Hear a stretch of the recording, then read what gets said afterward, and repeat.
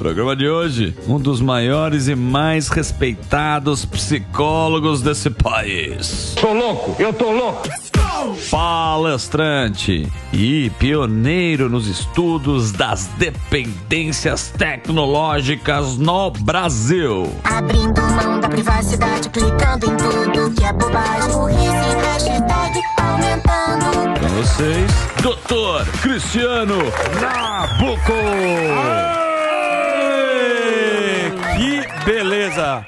Fala, doutor, tudo bem? Tudo bem, como é que tá? Você veio no momento certo. Você veio no momento onde... Você acha que o Galvão acabou com a seleção? Você que tá com problema de tempo. Você acha que o Galvão tá muito viciado na rede social? Eu acho que está. Tá, ele tá com muitos posts. Deixa eu falar uma coisa, Morgadão. Nosso convidado aqui, o Cristiano, @Cristiano Nabuco. Ele tem vários livros, palestrante também. Como lidar, Samidana, com a dependência tecnológica? Ó, deixa eu mostrar aqui na câmera 1. Esse é o livro que ele me deu aqui. Vou ler, adorei. E Psicologia do Cotidiano, mais outro livro aqui que ele tem, que é bem bacana. Parabéns aí, eu estava analisando uma palestra sua, eu não fui presencial, mas eu vi na internet. Fiquei horas assistindo e a gente realmente tem uma epidemia do vício, né? O tempo inteiro, dopamina, a turma aqui o tempo inteiro na rede social, você pode observar. Exatamente. Nosso Gueré tá lá. Sim. E são dados assustadores, né, doutor? Quando a gente olha, sem alarmismo, mas assim, é uma coisa que ninguém tá atento. A gente sabe da bebida, a gente sabe do cigarro, mas é uma coisa nova, né, doutor? Olha, isso é extremamente preocupante, não é de hoje Fala um pouquinho mais não é de hoje que a gente vem observando, inclusive, essa utilização excessiva. Dados que foram publicados por consultorias internacionais mostraram que o Brasil hoje é o segundo país que mais gasta tempo em frente às telas no mundo. São 9 horas e 15 minutos por dia. Isso vai dar aproximadamente 4,7 meses do ano interagindo com essas telinhas. Então, é óbvio que isso começa a criar um efeito colateral que não é dos mais interessantes, comprometendo muitas gerações, principalmente que ainda estão se desenvolvendo. Ô, doutor, quando que a gente começa a notar? Quem está em casa agora? Porque como virou uma coisa natural você ficar pendurado no celular, sempre fazendo tudo, ou conversando, pagando conta, ou se divertindo. Quando que a pessoa em casa vai falar assim, meu filho está passando tempo demais? Qual é o tempo preocupante? Essas 9 horas já é preocupante? Como que a pessoa pode identificar quando ele tem um problema real de celular, de uso de celular? Essa é uma pergunta muito interessante, porque até antes da pandemia, a Organização Mundial de Saúde colocava que, em decorrência de algumas idades, você não deveria dar o equipamento. Então, de 0 aos 2 anos, nada de telas para as crianças. Dos 2 aos 5, apenas 1 hora. Dos 6 aos 10, 1 hora, 1h30, mas... Vamos lá, de longe isso não é seguido de maneira alguma. E a gente foi, no meio dessa história, impactado por uma pandemia, que fez então com que as telas fossem uma das únicas janelas para o mundo. Então, isso na verdade explodiu, fazendo com que, você bem coloca, aquilo que era comum foi normalizado. Então, o que a gente percebe, respondendo a sua pergunta, é exatamente no momento onde o usuário, entre parênteses, né, os únicos mercados que chamam os seus clientes de usuários são o das telas e o das drogas, fecha paredes. Então, a grande questão é assim, a partir do momento em que você começa a negligenciar as atividades que você teria que fazer no seu cotidiano. Deixar de trabalhar para ficar Deixar jogando. de trabalhar para preferir jogar, né? Alguém estava comentando aqui, né? Que eu tinha ouvido falar de uma pessoa que... Isso, o Gueré falou. Que ficava 50 horas. Eu tive um paciente que ficava 55 horas. Justamente, eu estava 55 horas. nessa palestra que eu vi na internet, bom, lógico, né? São situações assim que são adversas, mas eu queria que você relatasse o que aconteceu com esse paciente que era viciado no videogame, que você conta na palestra. Então, o que acontece? Esse é um dos casos mais emblemáticos que a gente já teve e aparece lá no Hospital das Clínicas uma mãe com um filho de 16 anos que estava sem sair de casa há 2 anos já. Ele havia abandonado a escola, fazia horários de garçom, ficava a noite toda virando e de manhã não se levantava. E ela reclama comigo, ela fala, pois é, estou trazendo meu filho aqui porque não tem mais jeito. Como assim não tem mais gente, dona Maria? Ele fica em torno de 50, 55 horas conectadas. Meu falei, mas Deus. como assim, né? Ao longo da semana, ela falou, não, acho que o senhor não ouviu direito, o senhor é surdo. Eu falei, calma, dona Maria, tá tudo bem aqui, vamos devagar. Ela estava muito... e ela não sabe fazer conta. Ela estava muito nervosa. Vamos lá, dona Maria, o que acontece? Doutor, ele fica 55 horas direto. Ele urina na calça. Meu Deus! E ele evacua na calça. Olha lá, Morgado. Tá? Então, o que acontece, né? Aí o menino olhou pra mim e falou, pois é, tio, o que acontece é o seguinte, a cada 10, 12 horas que eu fico jogando sem parar, eu subo o score do personagem, entro no Mercado Livre e vendo esse personagem. Meu Deus. Aí ele olha pra mim assim e fala, se bobear, ganho mais que você. Meu Deus! Né? Então, o que acontece? Obviamente que isso cursa com uma condição de um vício, só que isso se tornou absolutamente comum.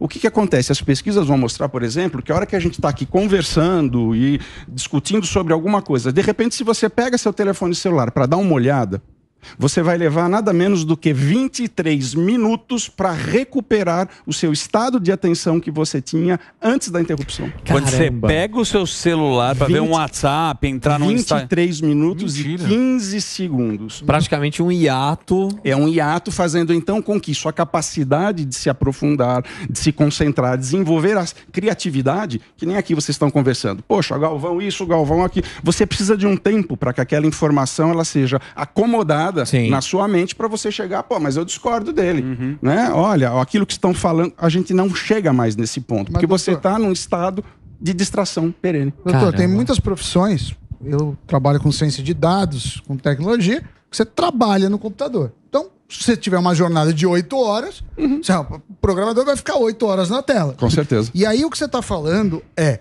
esse tempo rede social ou você está falando tela qualquer, porque muitos trabalhos se desenvolvem na tela. Claro. Acho que e cada vez mais, né? Sim, e eu não vejo uma mudança nem no curto, nem no médio prazo para isso. E aí, o que é o vício? Não. Por exemplo, meu filho, eu tenho um filho de 8 anos, eu prefiro que ele jogue videogame do que assista TV sozinho. Porque o videogame pelo menos interage. Claro, tem uma limitação. Eu não deixo ele substituir isso por um esporte. Mas será que a gente também não está pegando um mundo que não existe, assim? Cara, se eu fizer tudo isso, não tiver tela, muitas profissões não vão existir. Você pode trabalhar nas telas e a gente vai trabalhar nas telas. Aí não faz mal. Não tem como, né? Então, o grande ponto é o seguinte, eu estou aqui conversando com você e eu estou, nesse momento, fazendo uma análise de dados. A hora que eu estou interagindo com essa plataforma, eu tenho que interagir com esta plataforma, ponto.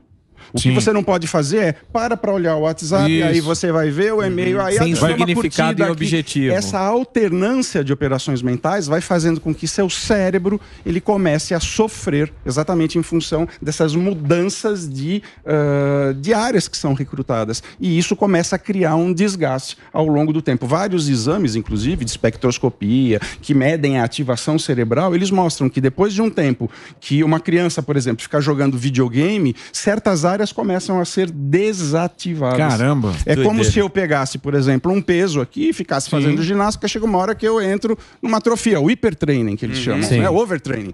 Então, é mais ou menos assim que acontece com o cérebro. Por isso que eu preciso fazer uma coisa de cada vez. Agora, doutor... Só para complementar o Sami, desculpa, Morgado, em relação a isso. Vamos ver. O que ele está falando de rede social, né, como, por exemplo, em Instagram, é a relação da dopamina, né? Que é um vício que, no final, o celular aqui quer roubar a sua atenção. A rede social faz isso com o TikTok o tempo inteiro. O Reels é assim, já foi estudado. Você não para, né? Você não para e fica nesse vício. Vai subir nos vídeos e vai embora. Quais são as sequelas relacionadas à rede social em relação à dopamina? Então, complementando aqui o Morgadão, quais são essas sequelas que a rede social traz? Vamos lá, a gente tem aí uma série de pesquisas mostrando já que esses efeitos eles são muito negativos, né? Tem uma pesquisa que foi publicada quando iniciou a pandemia, onde a gente nem navegava tanto ainda, feita no Reino Unido. Então eles mostraram que meninas, olha só, meninas adolescentes que gastavam mais de 3 horas em redes sociais tinham um aumento de chance de desenvolver comportamentos de automutilação em 75%. Por quê? Porque na medida em que eu estou olhando aquele modelo de realização, de beleza... Aquela vida feliz. O que você vai olhar? Comparação. Você vai olhar, poxa, na minha casa eu tenho um problema, minha mãe briga com meu pai, é normal, desentendimentos, eu estou acima do peso, eu tenho espinha. Então, aquilo cria um descompasso tão grande que você acaba se sentindo mal.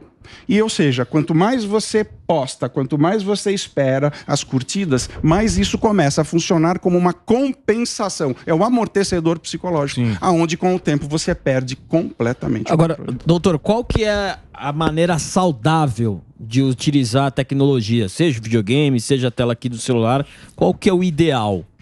Olha, é muito difícil porque vai depender da atividade que você faz. O que a gente vai sugerir é não se engaje naquilo que a gente chama de multitarefas. Quer fazer uma coisa, faz outra, porque você acaba comprometendo a sua capacidade de avançar dentro daquele conteúdo. Então eu vou trabalhar no computador, legal. Foca no seu computador, faz o seu trabalho. A hora que você acabar, deu vontade de ir ao banheiro, bom, vou tomar um café, aí você pode olhar sua rede social. O que não dá é para você ficar sendo bombardeado o tempo todo, porque isso já tem sido apontado, inclusive, como um dos grandes elementos que tem produzido a diminuição do QI mundial.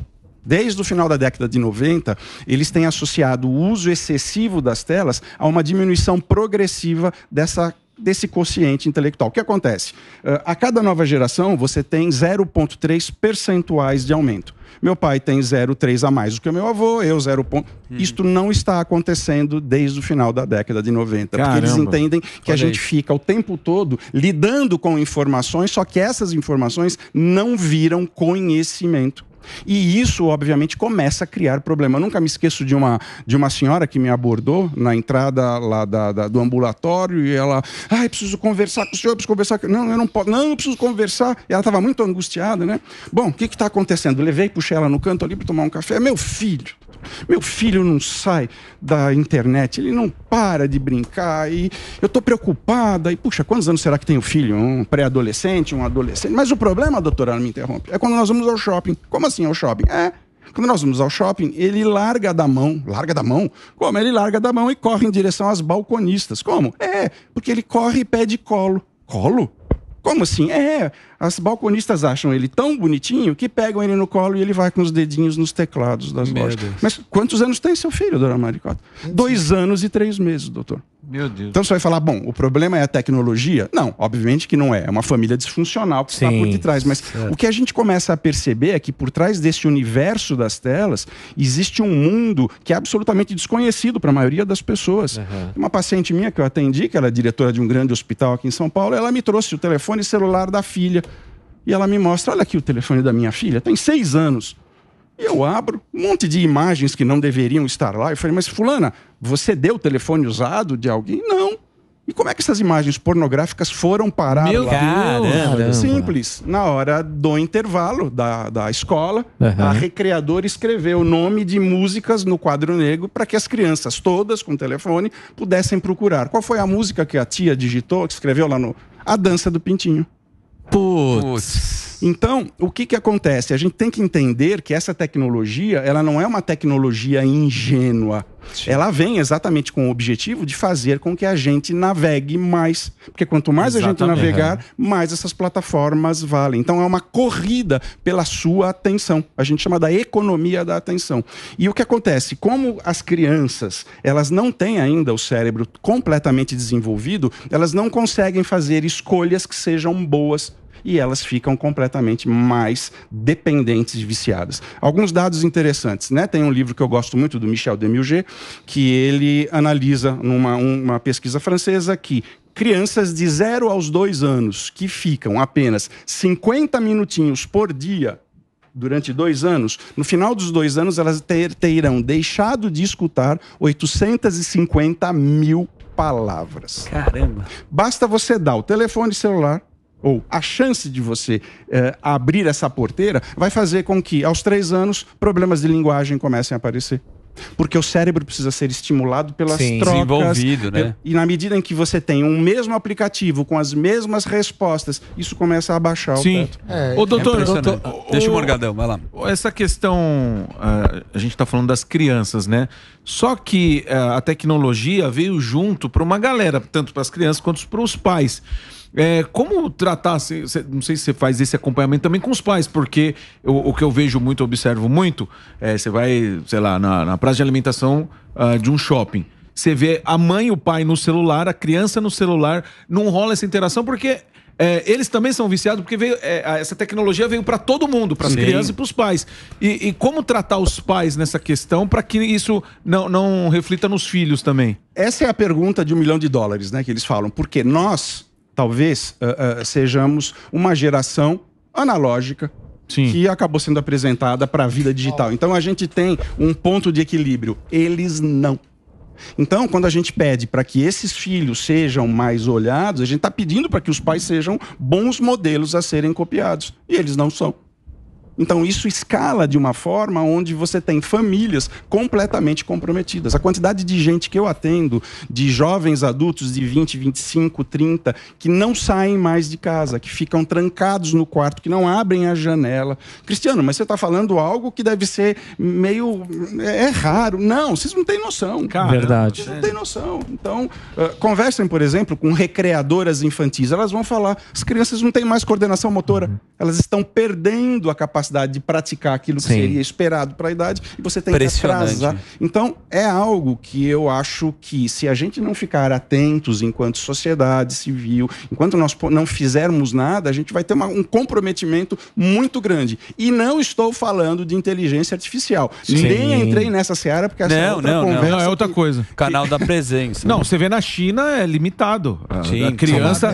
O conteúdo, né? Mesmo aqui, lógico escola, que não. Nas escolas aqui privadas escola é na vida. Não, tem limite. O cara sai da escola na vida, né? É bloqueado, o cara não acessa, velho. Não tem conversa. O cara é uma decisão, acho que da família. Eu prefiro que a família decida do que o governo decida por mim, como que acontece lá. De qualquer forma, eu vejo várias escolas, inclusive tem agora uma intenção de proibir celulares na escola, que eu acho muito legal, porque a criança, como você falou, não é plena, capaz de tomar a decisão. Então eu acho que nesse sentido, naquele ambiente de aprendizado, tem lógica, né? E, pelo menos na escola do meu filho, ninguém usa celular, é proibido, e até relógio smart é proibido também. E eu vejo que isso também parte da educação dos pais, assim. Você acha que o Estado deveria... O Estado deveria recomendar, não é? Eu acho que sugerir que, olha, na medida em que você está com o telefone nas mãos, isso vai criar problemas. É uma coisa muito curiosa que a gente acaba dando essas palestras para empresas e para escolas. E a gente muitas vezes sugere para que esses telefones celulares sejam confiscados na entrada da palestra e coloquem naquele saquinho lá do Enem. Parece que a pessoa perdeu um braço. Vocês precisam ver a reação. A gente que dá aula lá de cima, vendo as pessoas tentando rasgar. Eles não conseguem ficar mais sem. Tem uma pesquisa americana que foi feita já há uns anos atrás, que ela avaliou o comportamento dessas crianças americanas com relação ao uso de telas. Então eles acharam que 50%, olha só, 50% das crianças entre 0 e 8 anos acordava pelo menos uma vez ao longo da noite só para poder olhar o celular. Então, porque assim, o que acontece bastante hoje também, pai, mãe, é aquela coisa, a criança começa a chorar e qualquer outra coisa, aí o celular acaba virando babá, porque põe lá galinha pintadinha ou qualquer outra coisa do tipo. Então, para que a criança fique quieta. Então, ela praticamente já se acostuma realmente a esse tipo de coisa? Já. Ela e não ouve, mas não obedece mais pai e mãe? Não, ela fica sendo estimulada. Você, no carro, quando você vai viajar, você dá o telefone celular para a criança não olhar pela janela, para ela não dar trabalho. Então, não dá para a gente criticar aqui os pais, porque a gente entende que hoje a vida ela é complicada, mas isso precisaria ter uma consciência para um uso que fosse mais consciente. Não estou falando mal com relação à tecnologia, mas que seja uma tecnologia onde nós a comandemos e não o contrário, como a gente tem visto. Ô, doutor, eu adorei te conhecer. Esse é o Dr. Cristiano Nabuco de Abreu. Tem vários livros aqui publicados. Como lidar com a dependência tecnológica. Esse é um livro que ele me deu aqui. Tem também a Psicologia do Cotidiano. Ele tem uma rede social também, é palestrante. Você tem que voltar aqui. Falar de inteligência artificial. Muito legal, cara. Boa. Parabéns. Muito bom mesmo. Gente. Só a última pergunta. Tem alguma clínica que você atende para eu, Sam, a turma que a gente dá uma... Porque tinha na década de 90, tinha The Blackberry. Tem clínicas para tirar o vício. Você tem algum grupo que a gente pode... Eu faço parte de um grupo hoje chamado Associação Matera, tá? associaçãomatera.org.br, é uma entidade sem fins lucrativos, onde a gente orienta escolas, empresas, famílias, governos. Muito bom. A ideia é tornar esse uso e essa tecnologia uma aliada e não algo que nos aliene. Perfeito. Deu show aqui. Muito bom. Esse é o nosso grande doutor Cristiano Nabuco de Abreu.